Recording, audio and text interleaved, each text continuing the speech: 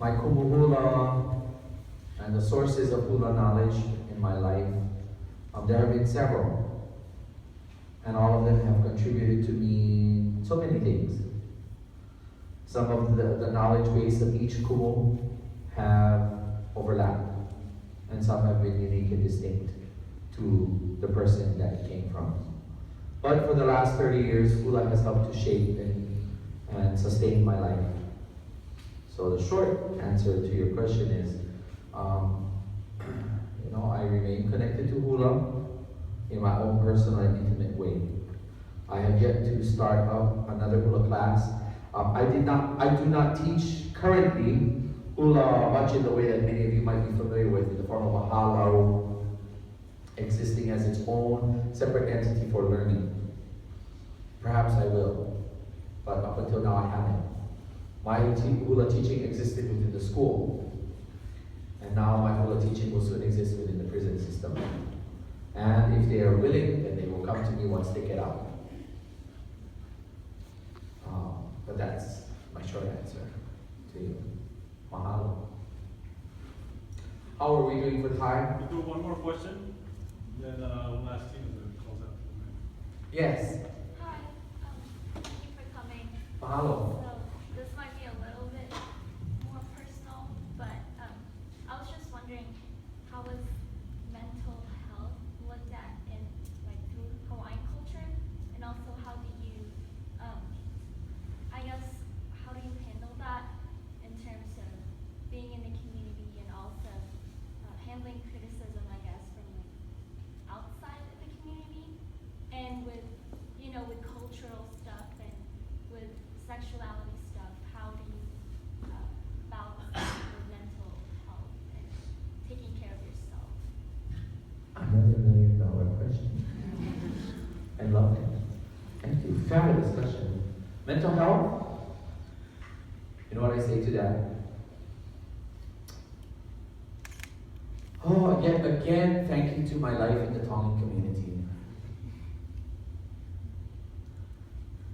One moment while I diverge, ko me now ako ihai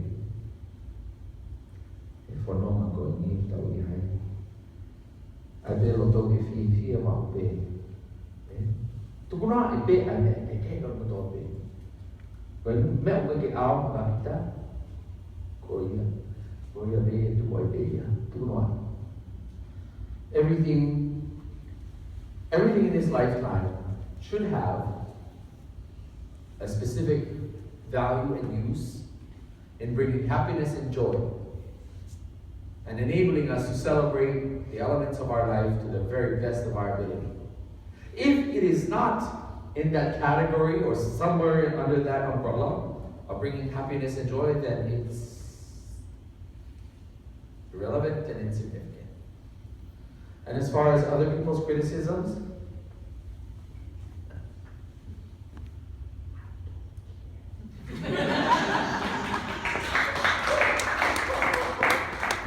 I don't care. Now, if I were to live here, I realize that I might be subject to a whole lot more of whatever that this land up here brings. But back home, nobody comes talk to me about my life as an individual. And if you had to put an adjective to me and say the word mahu, there is nobody that will come to me to disrespect me on the soil that my ancestors are buried in. Absolutely nothing. Mental health. I really think a lot of the diseases came with foreign culture. All of these mental disorders, I sit in disbelief and watch the news. Oh, and this disorder, and my child was diagnosed with this. Western culture has to come up with a diagnosis of some kind of mental disorder for every darn last thing. Growing up in the 70s, just that unheard of. People had ADD, ADHD, and all of this kind of stuff. It just meant that they learned in a different way.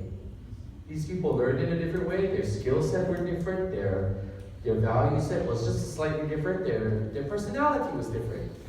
And the person who was working with these people didn't have to give them medication, didn't have to give them all kinds of stuff, and didn't have to relegate them to being in a mental state of disorder. Simply had to change up their teaching methodology to make them more diverse, rather than placing the burden upon the individual. You have a disorder. You're out of order. And you're out of order.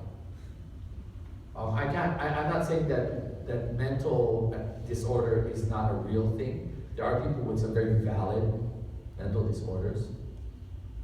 But I refuse to allow other people outside of my culture to come in and impose their rubbish upon me.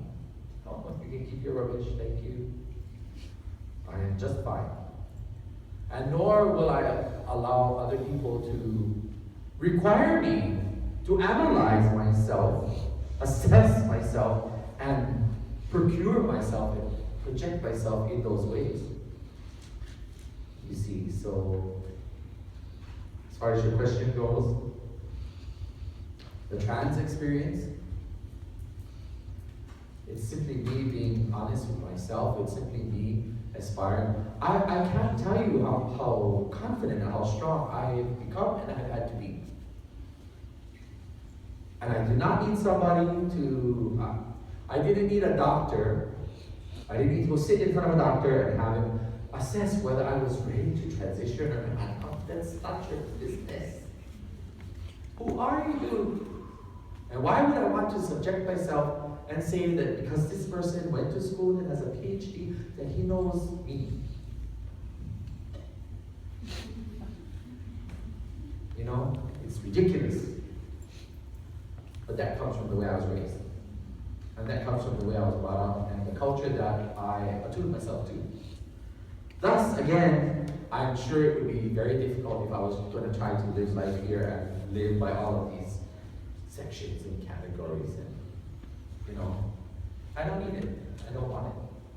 I'm okay. And anybody who tells me I have a disorder or a dysfunction or whatever, they're out of order. Period. But with that, am I at the end of my meeting? Yes, so can we please give Hina